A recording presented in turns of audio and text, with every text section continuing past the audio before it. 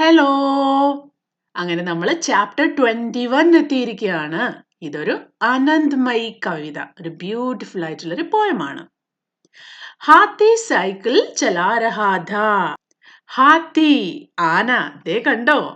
ആന സൈക്കിൾ ഓടിക്കുകയാണ്. ആനയ്ക്ക് സൈക്കിൾ ഓടിക്കാൻ പറ്റുമോ? സർക്കസിലൊക്കെ ആന സൈക്കിൾ ഓടിക്കാറുണ്ടല്ലേ? അപ്പൊ ഇവിടെ ആന സൈക്കിൾ ഓടിച്ചു പോകുന്നത് എങ്ങോട്ടാണെന്നും എന്താണ് സംഭവിക്കാൻ പോകുന്നതെന്നും നോക്കിയാലോ? हाथी साइकिल चला रहा था, पीछे चींटी बैठी थी। झूम रहा था हवा में हाथी, चींटी शान से एठी थी।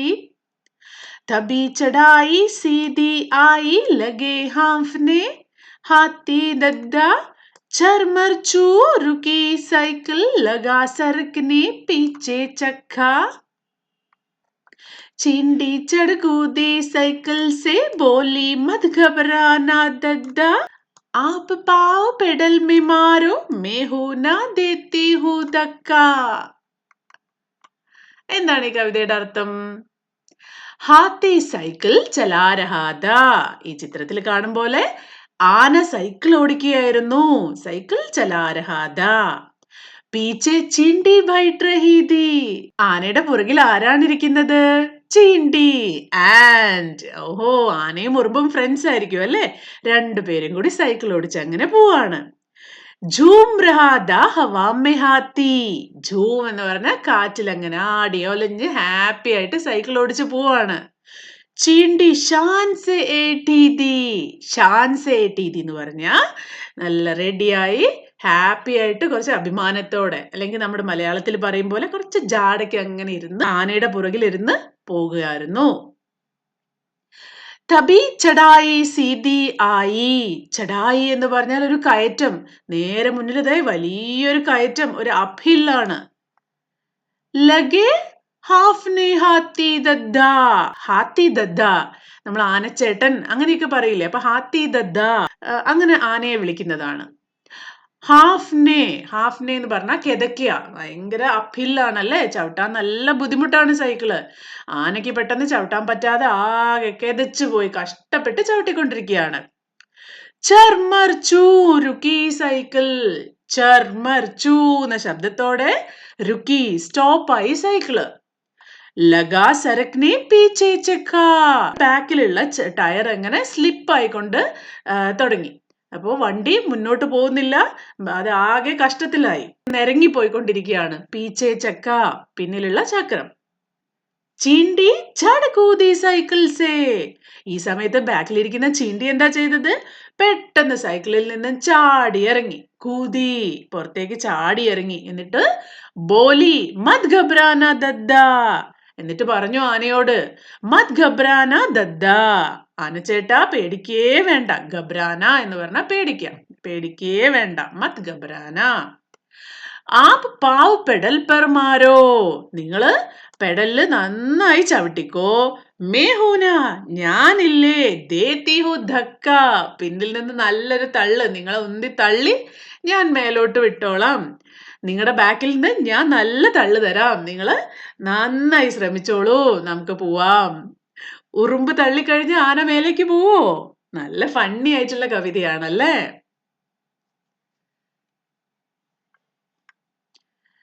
അപ്പൊ നമുക്ക് ഈ ചാപ്റ്ററിന്റെ എക്സസൈസ് ഒന്ന് നോക്കാം. बातचीत के लिए आइए इस कविता पर एक कहानी बनाएं. दिए गए खाली स्थान को भरकर कहानी पूरी कीजिए. നമ്മൾ ഇപ്പം വായിച്ച കവിത ഒരു സ്റ്റോറിയുടെ രൂപത്തിൽ ഇവിടെ എഴുതിയിരിക്കുകയാണ്. അപ്പോൾ ഇവിടെ തന്നിരിക്കുന്ന ബ്ലാങ്ക്സിൽ കവിത നോക്കിയിട്ട് അതിലുള്ള കറക്റ്റ് വേർഡ്സ് ഇവിടെ കൊടുക്കണം. നമുക്കൊന്ന് വായിച്ചു നോക്കിയാലോ? ഹാത്തി ഡാഷ് ചലാ രഹാ ഥാ. ആന എന്തായിരുന്നു ഓടിച്ചു കൊണ്ടുപോയത്? ഹാത്തി സൈക്കിൾ ചലാ രഹാ ഥാ. ഉസ്കെ പീച്ചെ ഡാഷ് ബൈഠി ഥി. ആനയുടെ പിന്നിൽ ആരായിരുന്നത്? ചീണ്ടി. ഉസ്കെ പീച്ചെ ചീണ്ടി ബൈഠി ഥി. ഹാത്തി മജേ സെ ഡാഷ് ഥാ. ഹാത്തി മജേ സെ झूम रहा था और चींटी शान से एंडी दी അല്ലേ? ആകെ സീതി ചടായി ആയി, മുന്നിൽ നേരെ ഒരു ചടായി, ഒരു അപ്ഹിൽ, ഒരു കയറ്റം വന്നു. और സൈക്കിൾ ചലാത്തെ ചലാത്തെ ഹാത്തി ഹാംഫ്നെ ലഗാ, ഹാത്തിക്ക് ആകെ കിതച്ചു പോയി, കേറി ഓടിക്കാൻ പറ്റിയില്ല അപ്ഹില്ലേക്ക്.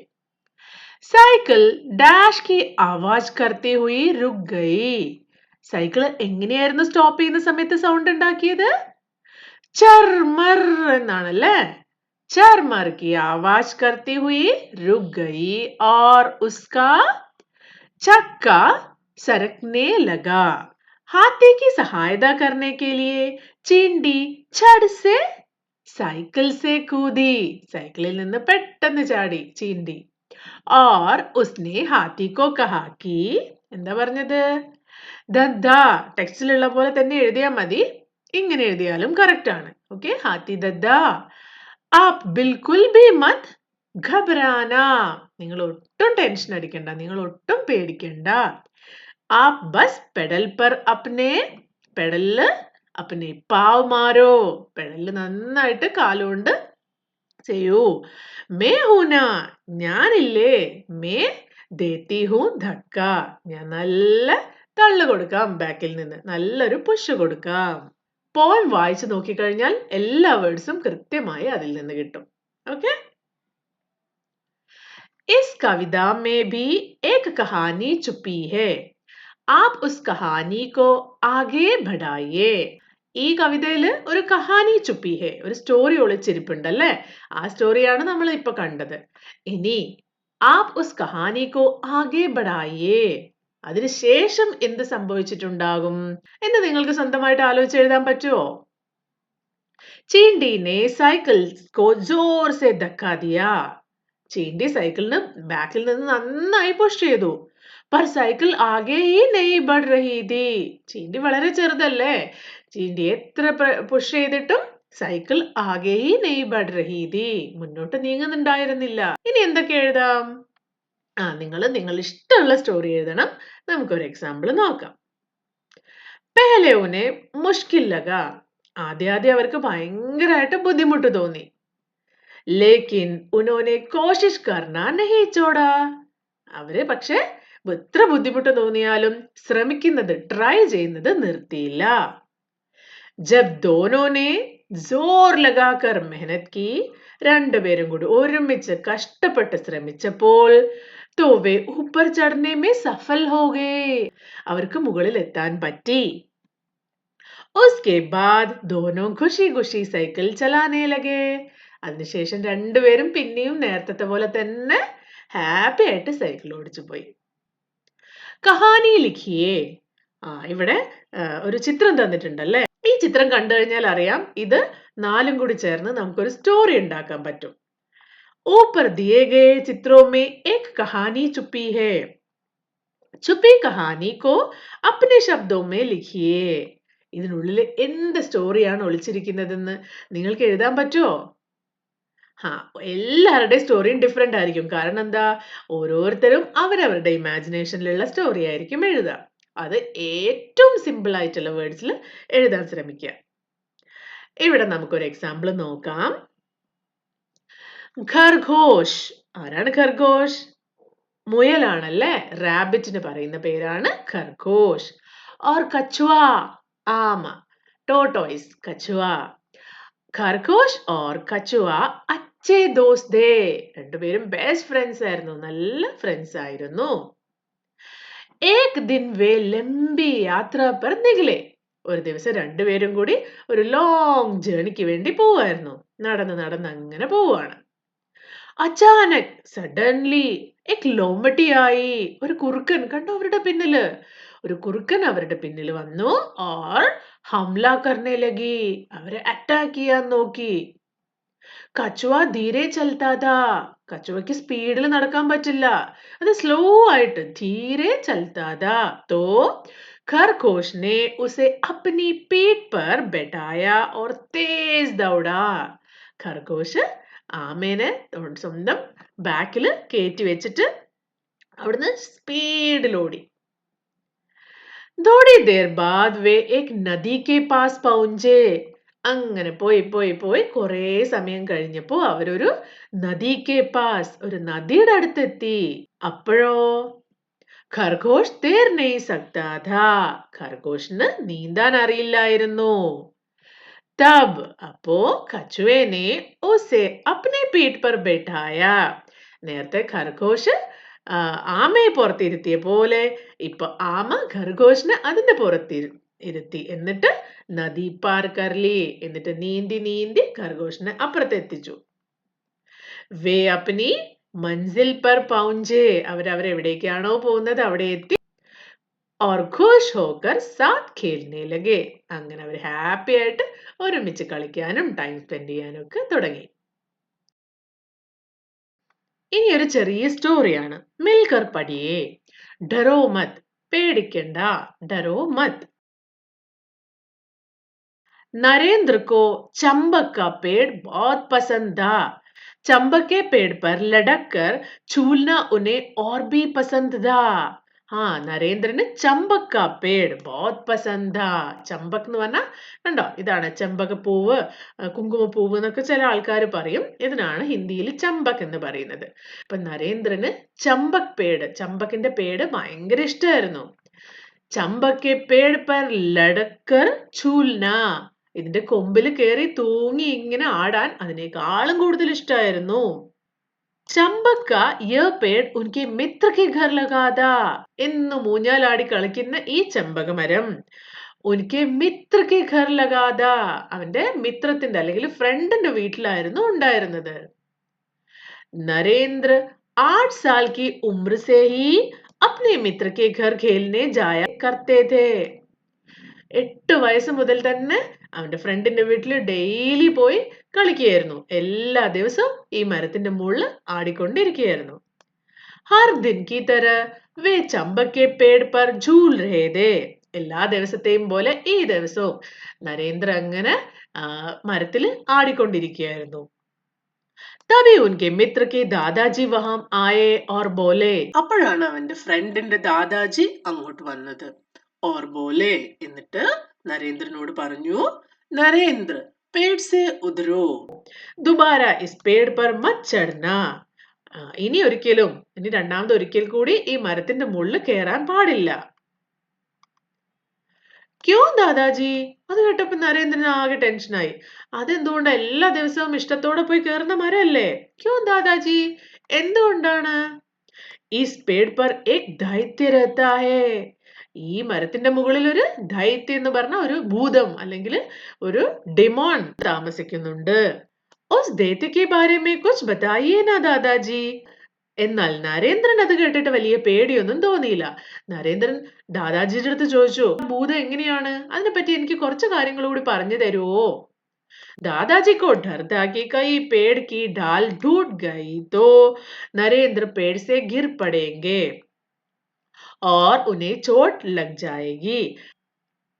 ദാദാജിക്കോ ഡർ ഥാ കി കൈ പേട് കി ഡാൽ ടൂട്ട് ഗയി. അതായത് ദാദാജിക്ക് ആകെ പേടിയായിരുന്നു, ഈ മരത്തില് ഇങ്ങനെ തൂങ്ങി ആടുമ്പോ ഇനി അതിന്റെ കൊമ്പ് ഇങ്ങനെ ഒടിഞ്ഞു പോയാലോ. ടൂട്ട് ഗയി തോ നരേന്ദ്ര പേട് സെ ഗിർ പടേങ്കെ. അല്ലേ, അത് പൊട്ടിപ്പോയി കഴിഞ്ഞാ നരേന്ദ്ര പേട് സെ ഗിർ പടേങ്കെ, അതിന്റെ മുകളിൽ താഴേക്ക് വീഴാൻ ചാൻസ് ഉണ്ട്. ഓർ ഉന്നെ ചോട്ട് ലഗ് ജായേഗി, അങ്ങനെ വീണാലോ മുറിവ് വരെ പറ്റാനും സാധ്യതയുണ്ട്. ദാദാജിനെ ബതായ. പക്ഷെ ദാദാജി അത് അങ്ങനെയല്ല പറഞ്ഞത്. അതിനു പകരം നരേന്ദ്രൻ ഒന്ന് പേടിപ്പിച്ച് കളയാന്ന് വിചാരിച്ചിട്ടാണ് ഈ മരത്തിൽ ഇനി കയറരുത്, അതിൽ ഭൂതമുണ്ട് എന്ന് പറഞ്ഞത്. ദാദാജിനെ ബതായ. ദാദാജി പറഞ്ഞു, വ ദൈത്യ ബഹുത് ഡറാവനാ ഹേ. അത് ഭയങ്കര പേടിപ്പെടുത്തുന്ന ഭൂതമാണ്. ദാദാജി കി ബാത് സുൻകർ നരേന്ദ്ര കോ അച്രജ് ഹുവാ. ദാദാജി പറഞ്ഞത് കേട്ടപ്പോ നരേന്ദ്രൻ ആകെ ആശ്ചര്യമായി, ആകെ സർപ്രൈസ്ഡ് ആയി. വേ ബോലെ. അവൻ പറഞ്ഞു, ദാദാജി ദൈത്യ കെ ബാരെ മേ ഓർ ബതായിയേ നാ. ഇങ്ങനെ പേടിപ്പെടുത്തുന്നു, ഭൂതമുണ്ട് എന്നൊന്നും അല്ലാതെ കൂടുതൽ കൂടുതൽ കാര്യങ്ങൾ പറയൂ. വ പേട് പർ ചढ़ने वालों की गर्दन तोड़ देता है. അപ്പൊ ദാദാജി പിന്നെയും പറയാ, വ ആ ഒരു ഭൂതം പേട് പർ ചടനെ വാലോം കി മരത്തിന്റെ മുകളിൽ ആരെങ്കിലും കേറിയാൽ അവരുടെ ഗർദൻ തോട് ദേത്താ ഹേ അവരുടെ കഴുത്തൊടിച്ചു കളയും. നരേന്ദ്ര ദാദാജിക്ക് സാരി ബാത് ധ്യാൻ സെ സുൻ ആകെ ബഡ് ഗയേ ദാദാജി പറഞ്ഞതൊക്കെ കേട്ടപ്പോ നരേന്ദ്ര ഓക്കെ ശരി എന്നുള്ള ഭാവത്തിൽ മുന്നോട്ട് നടന്നു. യഹ് ദേഖ് ദാദാജി മുസ്കുരായെ ഓർ വേ ബി ആകെ ബഡ് ഗയേ ഇത് കണ്ടപ്പോ നരേന്ദ്ര മുന്നോട്ട് നടന്നു പോകുന്ന കണ്ടപ്പോ ദാദാജി ചിരിച്ചുകൊണ്ട് ദാദാജിയും മുന്നോട്ട് നടന്നു. ഉനേ ലഗാ കി ബാലക് ദൈത്യ കെ ബാത് സുൻകർ ഡർ ഗയാ ദാദാജി എന്താ കരുതിയത് ഈ കുട്ടി ഭൂതത്തിന്റെ കാര്യം പറഞ്ഞപ്പോ ഒന്ന് പേടിച്ചിട്ടുണ്ട്, അതുകൊണ്ടാണ് വേഗം അവിടുന്ന് പോയത് എന്ന് കരുതി. അബ് വഹ് പേട് പർ നെയ് ചടേഗാ ഇനി അവൻ മരത്തിന്റെ മുകളിൽ എന്തായാലും കേറില്ല, നന്നായി പേടിച്ചിട്ടുണ്ടെന്ന് ദാദാജി കരുതി. ലേക്കിൻ ദാദാജി ജൈസേ ഹി കുച്ച് ആകെ ബഡേ പക്ഷെ ദാദാജി കുറച്ച് മുന്നോട്ട് നടന്നപ്പോ തന്നെ നരേന്ദ്ര ഫിർ സെ പേട് പർ ചढ़ गए और डाल पर झूलने लगे ദാദാജി കുറച്ചങ്ങ് മുന്നോട്ട് എത്തിയിട്ടേ ഉള്ളൂ, അപ്പോഴേക്ക് നരേന്ദ്ര തിരിച്ചു മരത്തിന്റെ മുകളിൽ കയറിയിട്ട് അതിന്റെ ചില്ലയിൽ ഊഞ്ഞാലാടാൻ തുടങ്ങി.